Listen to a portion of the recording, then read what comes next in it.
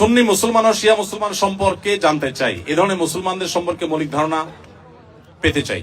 দেখুন, সুন্নি হলেন কোরআন এবং নবী করিম সাল্লাল্লাহু আলাইহি সাল্লামের সমস্ত হাদিসগুলো, বিশুদ্ধ সূত্রে বর্ণিত সমস্ত হাদিসগুলোকে যারা মানে, নবী সাল্লাল্লাহু আলাইহি সাল্লাম এবং তার সকল সাহাবী, তার পরিবারবর্গ সবাইকে যারা মানে, এদেরকে বলা হয় সুন্নি।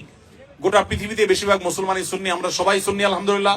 বেশিরভাগ বাংলাদেশি, বেশিরভাগ পাকিস্তানি, ভারতীয়, সাবকন্টিনেন্ট, আরব, পৃথিবীতে বেশিরভাগ মানুষই আলহামদুলিল্লাহ সুন্নি মুসলমান। এবং সুন্নি মুসলমানদের বৈশিষ্ট্য হলো তারা কোরআনকে এবং সুন্নাহকে অনুসরণ করে, সুন্নাহ অনুসরণ করার জন্য সুন্নি বলা হয়। আর শিয়া হলো সেই সমস্ত মানুষেরা যারা আল্লাহকে মানে, নবী সাল্লাল্লাহু আলাইহি সাল্লামের নবুয়তকেও মানে, যদিও তাদের একটা গ্রুপ নবী সাল্লাল্লাহু আলাইহি সাল্লামের নবুয়ত নিয়েও সন্দেহ করে। আর এর পাশাপাশি তারা শুধুমাত্র নবী পরিবারের সদস্যদেরকে মানে, সাহাবীদেরকে তারা মানে না, বরং সাহাবীদের সাথে শত্রুতা বিদ্বেষ তারা জ্ঞাপন করে, লালন করে। তো এই কারণে তারা শিয়া এবং আলাদা হয়েছেন। শিয়ারা তারা বিভ্রান্তির দিকে আছেন।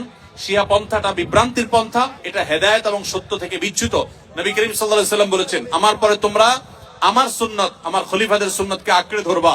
নবীর সুন্নত এবং আদর্শ যদি কেউ আঁকড়ে না ধরে, সাহাবীদের যদি আদর্শকে কেউ যদি ইগনোর করে, সে কখনো ভালো মুসলমান হতে পারে না। এজন্য আমাদেরকে সতর্ক থাকতে হবে এবং ভালো মুসলমান হতে হলে অবশ্যই কোরআন এবং সুন্নাহ উভয়টাকে অনুসরণ করতে হবে। শিয়াদের মধ্যে কিছু কিছু গ্রুপ আছে যারা বিভ্রান্ত, পরিপূর্ণ ইসলাম থেকে তারা বাহির হয়নি।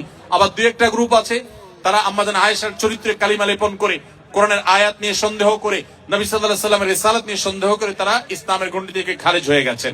আল্লাহ তাআলা আমাদেরকে কোরআন এবং সুন্নাহ উভয়টার অনুসরণ করার তৌফিক দিয়েছেন। আমরা আলে বাইতকে, রাসূলুল্লাহ সাল্লাল্লাহু আলাইহি ওয়াসাল্লামের পরিবারকেও ভালোবাসি, আবার তার সাহাবীদেরকেও ভালোবাসি। আমরা এখানে কোনো বিভক্ত করি না, তারা বিভক্তি করেছে, এই হলো তাদের সাথে আমাদের পার্থক্যের জায়গা।